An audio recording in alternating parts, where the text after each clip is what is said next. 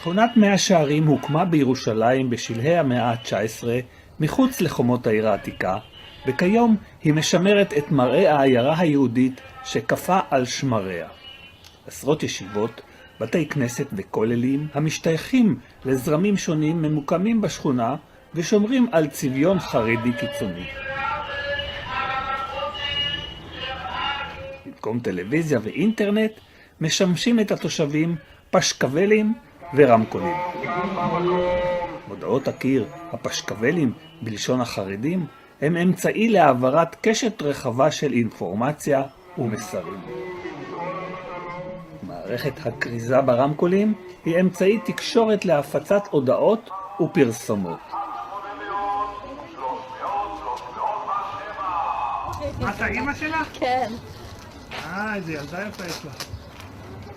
ילדה של חברה שלי התחתנה בת 15 שבוע שעבר באומן. בת 15 התחתנה מסכנה. מתי תתני לה להתחתן? אולי גיל 20 ככה. והיא לומדת? מה היא עושה? כן, היא לומדת בטח. איפה? בתיכון. ומה היא רוצה להיות שהיא תהיה גדולה? במה לעבוד? מה את רוצה להיות? מורה. 4 מצוות בפורים: משלוח מנות, מקרא מגילה, סעודת פורים ומתנות לאביונים. ילדים בתחפושת של אברכים מעשנים בחג הפורים. כששאלתי מבוגר אחראי למה מתירים לקטנים לעשן, תשובתו הייתה: בחג פורים אין אוסרים דבר.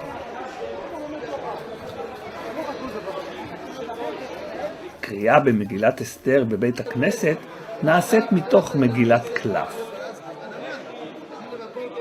יש בתי כנסת בהם נוהגים מנהג אבות ובנים, לימוד יחדיו של בנים ואבות.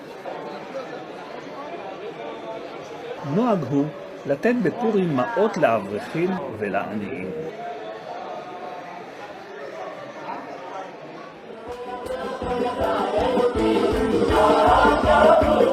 חבורת אברכים בתחפושת אחידה רוקדים ועושים שמח ברחוב. שלא ראה שמחת פורים במאה שערים, לא ראה שמחה מימיו.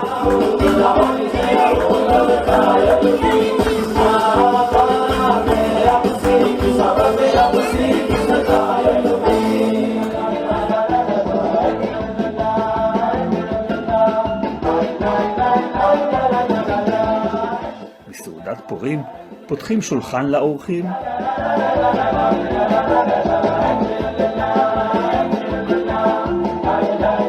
הילדות רוקדות, המוזיקה מתנגנת והשמחה בעיצומה.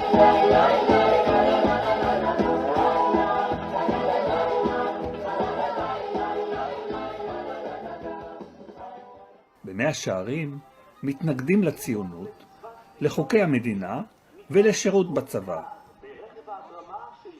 ברחוב תולים במקום את המן בובה של חייל, להתריע: זה יהיה סופו של כל חרד שמתגייס. שכונת מאה שערים מתבדלת מסביבתה, שומרת בקיצוניות על ערכיה ודבקה בקנאות באמונתה.